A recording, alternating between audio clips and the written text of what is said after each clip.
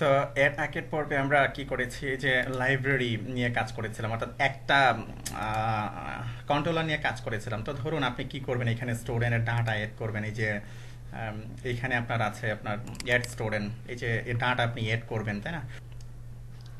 তারপরে স্টুডেন্ট লিস্টগুলো দেখবেন, ফাংশনালিটি তৈরি করবেন। Okay fine. তো ধরুন এখন যে কাজটি করব আমরা, এই যে এখানে আমরা নিয়েছিলাম অ্যাকচুয়ালি একটা কন্ট্রোলার নিয়েছিলাম। তো ধরুন স্টুডেন্টের জন্য আমরা আলাদা একটা কন্ট্রোলার নিই। আপনি একটা কন্ট্রোলারের মাঝেও সব কিছু করতে পারবেন। তো ধরুন আমি আলাদাভাবে নিচ্ছি। কেন নিচ্ছি এটা কিছুক্ষণ পরে বলছি আমি। ওকে, তো ধরুন একটা ফাইল নিলাম আমি, স্টুডেন্ট, সাপোজ স্টুডেন্ট.পিএইচপি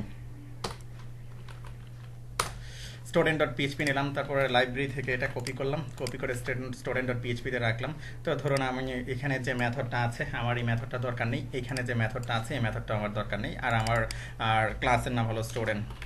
ওকে, স্টুডেন্ট প্রত্যেকটা ক্লাসে এক্সটেন্ড করবে সিআই কন্ট্রোলারকে। Okay fine. তো এখানে প্রথম অবস্থায় আমি কিছু কাজ করে নেব। যেমন ধরুন এর একটা কনস্ট্রাক্টর আমি তৈরি করে নেব, public function double underscore construct. Okay, এর কনস্ট্রাক্টর তৈরি করে নিলাম। তারপরে এর প্যারেন্ট যে কনস্ট্রাক্টর আছে একে আমি কল করে নেব, প্যারেন্ট ডাবল কোলন। তারপরে প্যারেন্ট কনস্ট্রাক্টরকে আপনি কি করবেন, এখানে কল করবেন। তো অলরেডি জানেন যে একটা ক্লাসের মাঝে, কনস্ট্রাক্টরের মাঝে আপনি যেটা অ্যাসাইন করে দিবেন, এটা কি হবে, অ্যাকচুয়ালি এটা ডাবল আন্ডারস্কোর হবে। ওকে, তো যেটা বলতে চাচ্ছিলাম যে একটা ক্লাসের কনস্ট্রাক্টরের মাঝে যেটা অ্যাসাইন করে দিবেন সেটা আপনি প্রত্যেকটা মেথডের মাঝে আপনি ব্যবহার করতে পারবেন। তো এখানে আমি যে কাজটি করব, এখানে ধরুন আমি একটা ডিফল্ট আমি একটা মডেল লোড করে নেব, যেটা আমি সব জায়গায় ব্যবহার করব। এই কারণে আমি এটা তৈরি করেছি। ওকে, তো মডেল লোড করানোর জন্য আপনি যেভাবে লিখবেন দিস লোড, অলরেডি এগুলো জানেন আপনারা, দিস লোড মডেল। ওকে, মডেলকে লোড করাবো। তো অ্যাকচুয়ালি যে মডেলটা আমি তৈরি করে নেব, এই মডেলটাকে আমি লোড করবো। আমি লিখবো যে student model, student underscore model. Okay, এটা আমি তৈরি করে নেব পরে। ওকে, এই মডেলটা আমি পরে তৈরি করে নেব। Okay fine. তো তারপরে ধরুন এখানে আমি যেভাবে আমরা করি, ধরুন আমি একটা ভেরিয়েবল নিয়ে নিই যে ডাটা এরে, সাপোজ আমি শর্ট হ্যান্ড না লিখে সরাসরি এরে আমি এইভাবেই লিখছি, কোনো সমস্যা নেই। ওকে ফাইন, আপাতত এ পর্যন্ত রাখলাম। তারপরে যে কাজটি করব, এই যে খেয়াল করে দেখুন এখানে আমরা যে সাইড বার নিয়েছিলাম, তাই না? সাইড বার, সাইড বারের মাঝে যে অ্যাড স্টুডেন্ট আছে, তাই না? অ্যাড স্টুডেন্ট, এখানে আমরা কি করব, এটাকে অ্যাড করে নেব। ওই যে সাইড বারের মাঝে যেটা আছে, অর্থাৎ সাইড বারের মাঝে যে মেনুটা আছে, এখানে আমরা এটাকে অ্যাড করে নিব। তো এটা করার জন্য এই যে আমরা হেডারের মাঝে, খেয়াল করে দেখুন হেডারের মাঝে আমরা কি করেছি, এখানে বেজ ইউআরএলটা দিয়ে নিয়েছিলাম। আমি বেজ ইউআরএলটা কপি করে নিচ্ছি হেডার থেকে। তো সাইড বারের মাঝে ধরুন এখানে অ্যাড স্টুডেন্ট ডট এইচটিএমএল আছে, আমি অ্যাড স্টুডেন্ট, আমি বেজ ইউআরএলটা দিলাম। তো এখানে ধরুন আমি যে মেথডটা এখানে তৈরি করবো, এই মেথডটা আমি এখানে দেবো এই যে সাইড বারের মাঝে। তো এটা অ্যাকচুয়ালি আমার কোন কন্ট্রোলারের মাঝে আছে, আমার আছে অ্যাকচুয়ালি যে স্টুডেন্ট কন্ট্রোলারের মাঝে, তাই না? তো এখানে অ্যাকচুয়ালি এই যে এখানে আপনি লিখবেন যে স্টুডেন্ট আপনার কন্ট্রোলারের নামটা আপনি দিবেন। অ্যাকচুয়ালি আপনার ওই কন্ট্রোলার যে ক্লাসটা আছে, যে এখানে আপনি মেথডটা তৈরি করবেন, তার নামটা আপনি দিবেন। বারবার এটা আসে কেন, রিমুভ করে দিই, একটু রিমুভ করে দিই। তো কন্ট্রোলারের নামটা আপনি দিলেন এখানে। ওকে, কন্ট্রোলারের নামটা আপনি দিলেন। তারপরে ধরুন add student, suppose add student dot PHP অথবা অ্যাড স্টুডেন্ট, আপনি এভাবে লিখলেন। তো এখানে আমি যে মেথডটি আমি দিয়েছি, অ্যাকচুয়ালি আমার এই যে স্টুডেন্ট কন্ট্রোলারের মাঝে এই যে ফাইলটা অ্যাকচুয়ালি, তো এই মেথডটা আমি কি করব, এখানে তৈরি করে নেব। তো এখানে আপনি লিখবেন যে পাবলিক ফাংশন, আপনি কি করবেন অ্যাড স্টুডেন্ট, আপনি কি করলেন এখানে দিলেন। ওকে, অ্যাড স্টুডেন্ট। Okay fine. এখানে যে কাজটি হবে, যেমন খেয়াল করে দেখুন আমরা যে লাইব্রেরিতে নিয়েছিলাম, লাইব্রেরির মাঝে আমরা কিছু দিয়ে নিয়েছিলাম। ওকে, তো ধরুন আমি কি করছি, এখান থেকে ফুল এটাকে কপি করছি, লাইব্রেরির হোম যেটা ছিল আমি কি করেছি এখানে করে এটাকে দিয়ে নিলাম। কারণ কি, লাইব্রেরিতে আমরা কি করেছিলাম, একটা পেজ লোড করেছিলাম, ঠিক তেমনইভাবে আমরাও এখানে একটা পেজ লোড করাবো। এই জিনিসটা আমি দেখাচ্ছি এখন। তো এখানে ধরুন এই যে আমরা গ্লোবালি দিয়ে নিয়েছি, এখানে আমাদের কনস্ট্রাক্টরের মাঝে অ্যাসাইন করে নিয়েছি, আমাদের দরকার নেই। তো এখানে টাইটেলের মাঝে যেটা হবে অ্যাকচুয়ালি এটা হবে অ্যাড স্টুডেন্ট। আমি ক্যাপিটাল দিয়ে লিখছি প্রথমটা, অ্যাড নিউ স্টুডেন্ট। ওকে, অ্যাড নিউ স্টুডেন্ট, তারপরে এই টাইটেলটা আমরা পাস করে দিলাম হেডারে থাকবে, আর এইখানে জাস্ট আপনি লিখবেন যে স্টুডেন্ট অ্যাড স্টুডেন্ট অথবা স্টুডেন্ট অ্যাড জাস্ট একটু ভেরিয়েশন আমি করলাম। ওকে, তো সাপোজ ধরুন এখানে যেটা দিয়েছে আমি এখানে এটাকে দিলাম, আমি এখানে তৈরি করে নিব যে স্টুডেন্ট অ্যাড ডট পিএইচপি নামে এই যে আইএনসির মা আছে, সাপোজ ধরুন আইএনসির মাঝেই তৈরি করে নিই, এটা আমি এখানে তৈরি করে নেব। ওকে ফাইন, তারপরে ফোল্ডার লোড করে নিয়েছি। তারপর এগুলো কোথায় লোড হবে, এগুলো লোড হবে সাপোজ আমি এই যে এখানে এই যে আমার রোড ফোল্ডারের মাঝে ভিউর মাঝে অ্যাকচুয়ালি আইএনসি আমার দরকার নেই, এই যে রোড ফোল্ডারের মাঝে আমরা হোম নিয়েছিলাম, এখানে জাস্ট আমরা নেব যে একটা সাপোজ আমি এই নামিয়ে একটা ফাইল নিচ্ছি, আপনি আলাদা নামে নিতে পারেন, কোনো সমস্যা নেই। সেভ দিলাম। তো এখানে এই যে আমার যে রোড ফোল্ডারটা আছে এইখানে ধরুন আমি নিলাম যে অ্যাকচুয়ালি সেভ হবে এটা স্টুডেন্ট ডট পিএইচপি, এটাকে আমি কি করব এখানে লোড করব। ওকে ফাইন, এখানে আমি লোড করব। ওকে, তো এখন এই যে স্টুডেন্ট অ্যাড যেটা আপনি দিয়েছেন, যে ফাইলটা আপনি লোড করছেন, তো এই ফাইলের মাঝে অবশ্যই আপনাকে কিছু কোড দিতে হবে। খেয়াল করে দেখুন হেডার ফোল্ডার কিন্তু আপনার আছে, আপনার দিতে হবে অ্যাকচুয়ালি মেইন কোডটুকু, এই যে স্টুডেন্ট অ্যাডের যে কোডটুকু আছে এই কোডটুকু দিতে হবে। কারণ কি, খেয়াল করে দেখুন এখানে যে আমরা লাইব্রেরি নিয়েছিলাম, এখানে আমরা কন্টেন্ট দিয়েছিলাম, তো কন্টেন্টের মাঝে কি ছিল, কন্টেন্টের মাঝে অ্যাকচুয়ালি এই যে খেয়াল করে দেখুন এই যে মেইন সেকশনটা এতটুকু কিন্তু ছিল কন্টেন্টের মাঝে, তাই না, হোম সেকশন এই যে এতটুকু ছিল। ঠিক আপনার এখানে যতটুকু লাগবে, অর্থাৎ ফর্মটা আপনি কি করবেন এই যে স্টুডেন্ট অ্যাডের মাঝে লোড করবেন। ওকে ফাইন, আমরা ফর্মটা নিয়ে আসি। যেমন ধরুন এই যে অ্যাড স্টুডেন্ট এখানে আছে, আমি নোটপ্যাড প্লাস প্লাস এটাকে ওপেন করলাম, তো এখানে আমার শুধু ফর্মটুকু লাগবে, হেডার ফোল্ডার আমার লাগছে না, এই যে মেইন কন্টেন্ট পর্যন্ত আমার আছে, তাই না। আমি জাস্ট এই যে এখান থেকে এই পর্যন্ত যেটা আছে আমি এই ডিপটুকু নিচ্ছি। ওকে, এই ডিপটুকু আমি এই পর্যন্ত নিলাম, তারপরে ধরুন এই যে অ্যাড স্টুডেন্ট আমি এই পর্যন্ত আমি নিলাম। ওকে, S2।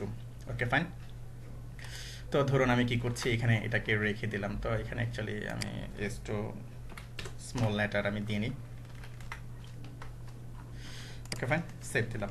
তো আমার ফর্মটা আমি কি করলাম এখানে নিয়ে আসলাম। তো এখানে অনেকগুলো আছে, আমরা যেহেতু টিচিং অ্যাকচুয়ালি এডুকেশন পারপাসে শিখছি, আমাদের এত কিছু দরকার নেই, আপনারা একটা ফর্ম ফিল পারলে আপনারা সবগুলো পেরে যাবেন। আমি এ পর্যন্ত রাখলাম। ওকে ফাইন, তো এখন ধরুন আপনি কি করেছেন, এই যে আপনার এখানে যে স্টুডেন্ট অ্যাড যেটা আছে, অর্থাৎ এই যে আইএনসি থেকে এটা কিন্তু ফর্মটা আপনি লোড করেছেন, এখন ফর্মটা পাস করছেন কোথায়, এই যে অ্যাড স্টুডেন্টের মাঝে।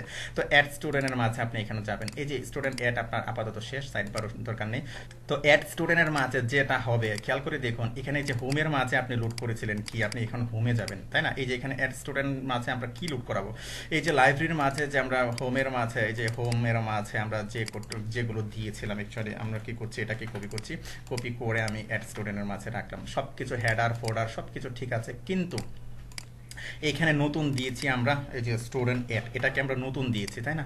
তো এখন আপনি জাস্ট কি করবেন, এই যে মেইন কন্টেন্টের জায়গাটুকু আমি আগেই বলেছি, এই যে মেইন কন্টেন্টের জায়গাটুকু আপনি কি করছেন, চেঞ্জ করেছেন, আর সব কিছু কিন্তু ঠিক আছে। এখন ধরুন আমি কি করছি, এটাকে রিফ্রেশ করছি। এখন যদি আমি এখানে ক্লিক করি, এটাকে কিন্তু কি দেখাচ্ছে খেয়াল করে দেখুন, এখানে কিন্তু দেখাচ্ছে দ্য রিকোয়েস্টেড ইউআরএল যেটা আছে, আপনি যেটা চাচ্ছেন .html, এটা HTML পাচ্ছে, অ্যাকচুয়ালি ক্যাশ ধরেছে, এটা HTML কেস ধরেছে, যার কারণে এরকম দেখাচ্ছে, কারণ আমাদের আগে যেটা ছিল সাইডবারের মাঝে এটা এরকম ছিল।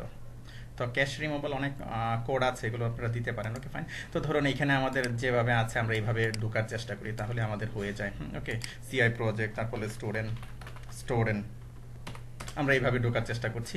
এখন বলছে যে নট ফাউন্ড দেখাচ্ছে, তাই না। এই যে স্টুডেন্ট কন্ট্রোলারের মাঝে আমার কি আছে, অ্যাড স্টুডেন্ট আছে, এটাকে কি করছে সে নট ফাউন্ড কিন্তু দেখাচ্ছে, এটা ক্যাশ ধরেছে আমার ব্রাউজার। তো যাই হোক, তো এখানে নট ফাউন্ড দেখাচ্ছে। নট ফাউন্ড দেখানোর কারণ হলো ধরুন আমি কি করছি, এই যে স্টুডেন্টের আগে আমি লিখলাম যে index.php, ওকে, দিয়ে আমি কি করলাম স্লেস দিলাম, তারপরে এন্টার দিলাম।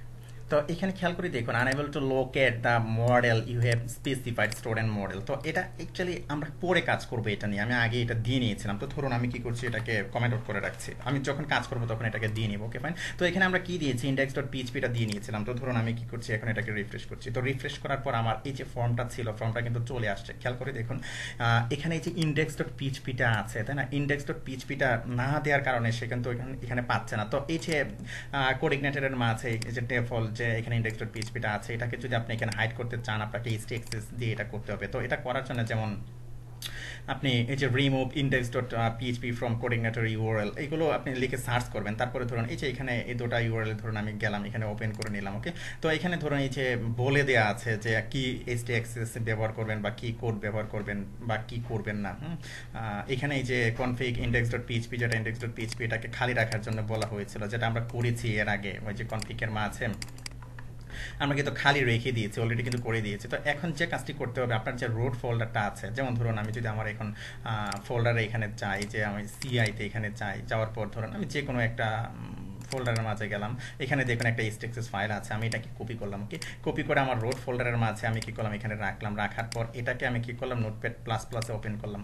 ওকে, নোটপ্যাড প্লাস প্লাসে ওপেন করার পর আমি এগুলোকে রিমুভ করে দিলাম। Okay fine. তো এখন ধরুন এই যে এখানে ধরুন ওইটা রিরাইট করার জন্য আপনি কি করবেন, এখানে অনেক কোড আছে, অনেকভাবে দেওয়া আছে, আপনি আপনার মতো করে এগুলো ব্যবহার করবেন। জাস্ট আমি কাট পেস্ট করে ব্যবহার করছি। তো অ্যাকচুয়ালি ডেভেলপমেন্ট এটাই, আপনি অ্যাকচুয়ালি এগুলো সার্চ করে বের করবেন যে কীভাবে কোনটা করবেন। আমি সার্চ করে জাস্ট দেখিয়েছি আপনারা কীভাবে কাজটুকু করবেন। Okay fine. তো ধরুন আমি কি করলাম, এই যে আমার যে এসটি অ্যাক্সেস ফাইলটা আছে এখানে আমি দিলাম, দেওয়ার পর এটাকে সেভ করলাম। Okay fine. তো সেভ দেওয়ার পর এখন এই যে ইন্ডেক্স ডট পিএইচপিটা আছে, ধরুন আমি কি করছি, ইন্ডেক্স ডট পিএইচপিটা এখানে মুছে দিচ্ছি। মুছে দিয়ে আমি কি করলাম, রিফ্রেশ করলাম। এখন দেখুন আপনি আপনার প্রজেক্ট, অ্যাকচুয়ালি আপনার রোড, বেজ ইউআরএল, তারপর আপনার এই যে কন্ট্রোলার, তারপর আপনার এই যে মেথড, আপনি কি করছেন, এইভাবে কিন্তু অ্যাক্সেস করতে পাচ্ছেন। তো অ্যাড স্টুডেন্টটা করেছি শুধু, এই যে অ্যাড স্টুডেন্টটা, তাই না, অ্যাড, এই যে এখন ক্যাশ চলে গেছে, এখন পাচ্ছেন। অ্যাড স্টুডেন্টটা আমরা করেছি, অর্থাৎ এই ফাইলটাকে আমরা অ্যাড করতে পেরেছি। ওকে, তো আশা করি বুঝতে পেরেছেন যে কিভাবে করেছি এবং কিভাবে করতে হয়, এবং আপনি কিভাবে মেথডগুলো নিয়ে কিভাবে কাজ করবেন। এই যে লাইব্রেরিতে যেভাবে করেছি, যেভাবে ফাইলটা লোড করেছি, অর্থাৎ ফাইল কিভাবে লোড করাতে হয়, আমরা জাস্ট ওই বিষয়গুলো শিখেছি। এটা পরবর্তী পর্বে আমরা দেখব যে আপনি কিভাবে এই যে ডাইনামিক করবেন, আপনার ফাইলটা আছে এখানে সাবমিট করবেন, এগুলো ডাইনামিক্যালি কিভাবে কাজ করবেন, আপনি এগুলো নিয়ে ডাটাবেজে কিভাবে আপনি কাজ করবেন, এই বিষয়গুলো দেখবো। ওকে ফাইন, ধন্যবাদ।